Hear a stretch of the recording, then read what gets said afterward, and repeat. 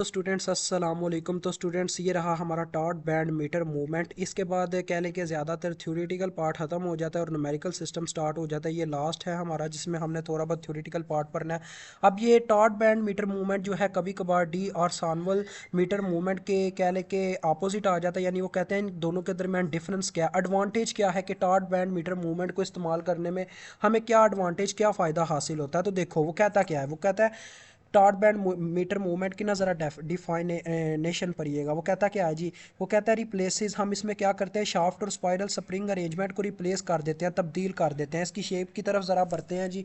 Shape में क्या दिखाता है वो, ये हमारे पास शेप है, ये आप देख सकते हो। यहाँ पे जहाँ पे हमारे पास क्या था जी, यहाँ पे एक नीडल लगी हुई थी, यानी कि वो हमने जो यहाँ पे कह लें कि कौन शेप लगाई थी, उसके ऊपर क्या लगा हुआ था जी, स्पाइरल स्प्रिंग सिस्टम लगा हुआ था। लेकिन इस दफ़ा स्प्रिंग कोई और लगा दिया गया। देखो इस दफ़ा स्प्रिंग स्पाइरल नहीं है, दूसरा स्प्रिंग है।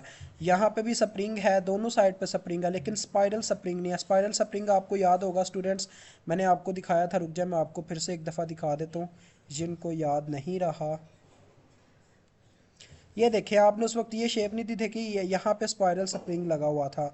हमारे पास यहाँ पे स्पाइरल स्प्रिंग था जो कि ये वाला था, ये जो आपको रेड में शेप नज़र आ रही है ना, ये रेड में स्पाइरल स्प्रिंग था। लेकिन अब क्या हुआ जी, उन्होंने स्पाइरल स्प्रिंग को हटा के, शाफ्ट स्प्रिंग को हटा के उनकी जगह क्या किया, फ्लैट मेटल बैंड्स का इस्तेमाल कर लिया। वो कहता है टॉट बैंड्स और फ्लैट मेटल बैंड्स, प्लाटीनियम निकल, मतलब उसमें प्लाटीनियम निकल को इस्तेमाल किया जाता है। वो कहता है held under tension bye spring and chord, यानी कि टेंशन। अब ये आप इस चीज़ को समझ नहीं पा रहे। देखो स्टूडेंट्स होता क्या है, मैं जो इस कॉइल को यानी कह लें कि इसके टर्न घुमाऊंगा, इसको घुमाऊंगा, क्या होगा जी, ये 60 में कह लें रबर लगी हुई है, यानी कि वो जो हम रबर का इस्तेमाल करते हैं ना, जब मैं इसको घुमाऊंगा ये रबर टर्न होगी, जिसकी वजह से स्प्रिंग के अंदर क्या होगा जी, टर्न इकट्ठे हो जाएंगे कि स्प्रिंग भी अपोजिट टॉर्क क्रिएट करेगा। जब मैं उसको छोड़ूंगा तो वो दोबारा घूमना स्टार्ट हो जाएगा। जैसे आपने कह लें कि आप पींग पींग झूला लेते हो ना, पींग आपने घर में कभी कभार लगाई होगी रस्सी के साथ। तो आप जब उसे घुमाते हो, मतलब कि क्या ना चक्कर लगवाते हो एक ही साइड पे, ऐसे चक्कर घूमते जाते हो घूमते जाते हो। फिर क्या होता है जी, जब आप उसको छोड़ते हो, जब वो पूरी तरीके से टर्न हो चुकी होती है, जो ही आप उसे छोड़ते हो वो आपको घुमाना शुरू कर देती है अपोजिट डायरेक्शन में।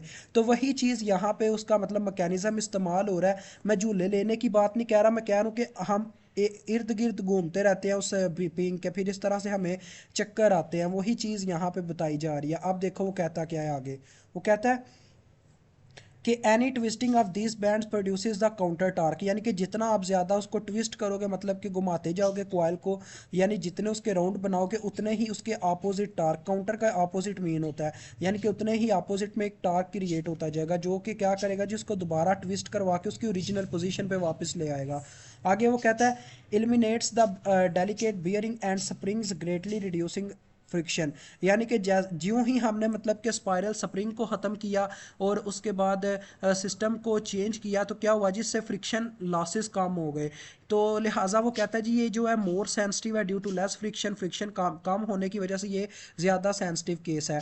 और इसमें क्या होता है जी, हम बेटर मतलब कि क्या कर सकते हैं, मैकेनिकल शॉक्स को ऑब्जॉर्व कर सकते हैं, यानी कि उनकी पैमाइश ले सकते हैं ज़्यादा बेटर। उसके बाद वो कहता है jewelled suspension is preferred in system with greater vibration, यानी कि जो ज्यूअल्ड सस्पेंशन होती है ना, उसे जब हम मतलब कि ऐसे सिस्टम बड़े सिस्टम्स की तरफ बढ़ते हैं जिनमें हमने वाइब्रेशन को डिटेक्ट करना हो, तब उसे हम रिकमेंड करते हैं, मतलब इसका इस्तेमाल करते हैं। अब मैं आपको लेके जाना चाहूँगा यहाँ पे, ये लास्ट है हमारे पास इसकी स्लाइड। तो वो कहता क्या है इसमें, देखो स्टूडेंट्स, वो कहता है पिवट यानी कि सेंसिटिविटी एंड कॉइल रेजिस्टेंस, यानी इसमें कॉइल की रेजिस्टेंस कितनी होगी और सेंसिटिविटी कितनी होगी। वो कहता है pivot and jewel type micro ammeter, यानी इनके अंदर जो एम मीटर लगा होगा वो 0 से 50 माइक्रो अम्पेयर तक करंट को डिटेक्ट कर सकेगा। ठीक है, 0 से 50 माइक्रो अम्पेयर, माइक्रो की बात चल रही है ना कि मिली की, बहुत ही कम करंट है ये। उसके बाद वो कहता है कॉइल रेजिस्टेंस, यानी कि जो कॉइल की रेजिस्टेंस होगी वो 2300 ओम है। ठीक है, वो कहता है same meter with less sensitivity, यानी कि सेम का सेम मीटर लेस सेंसिटिविटी के साथ इस्तेमाल किया जाता है, जिसकी जो मतलब कि रेजिस्टेंस होती है वो होती है 0 से 100 माइक्रोएम्पेयर, मतलब इसकी रेजिस्टेंस इससे ज़्यादा है। जबकि कॉइल की रेजिस्टेंस कम हो गई है, 825 ओम हो गई है। तो लिहाजा क्या है जी, वो कहता है for more sensitivity requires more turns on the coil, तो लिहाजा अगर हमें ज़्यादा से ज़्यादा सेंसिटिविटी की ज़रूरत है तो हमें कॉयल जो हमारा मतलब कि कॉयल है उसके ऊपर ज़्यादा number of turns of coil चाहिए, यानी कि हम उसके ऊपर ज़्यादा से ज़्यादा तार को लपेटेंगे। तो यही चक्कर है कि हम जितनी ज़्यादा तार लपेटेंगे उतना ज़्यादा रेजिस्टेंस बढ़ता जाएगा, और जितना ज़्यादा रेजिस्टेंस बढ़ेगा उतनी हम कह लें कि कम से कम पैमाइश में जाके करंट को क्या कर सकेंगे, मैयर कर सकेंगे। तो ये उन्होंने लास्ट में हमें टेम्परेचर कंपनसेशन की एक डायग्राम दिखाई है कि ये हमारे पास शंट रजिस्टर है और ये भी हमारे पास कुछ रजिस्टर्स लगे हुए हैं और ये हमारा मीटर है।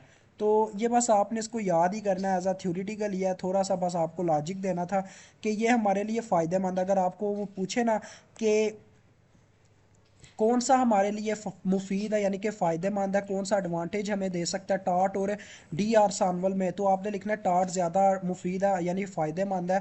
उसकी वजह यह है कि इसमें ये मोर सेंसिटिव होता है लेस फ्रिक्शन पाई जाने की वजह से, और ये ज़्यादा मतलब कि अच्छे तरीके से मैकेनिकल शॉक्स को क्या कर सकता है, अब्जॉर्ब कर सकता है। और इसमें ज्यूअल सिस्टम जो है ग्रेटर वाइब्रेशन को भी डिटेक्ट कर सकते हैं। बस इतनी सी ये चीज़ थी, मुझे उम्मीद है आपको समझ आ गई होगी। अल्लाह हाफिज़, अस्सलाम वालेकुम।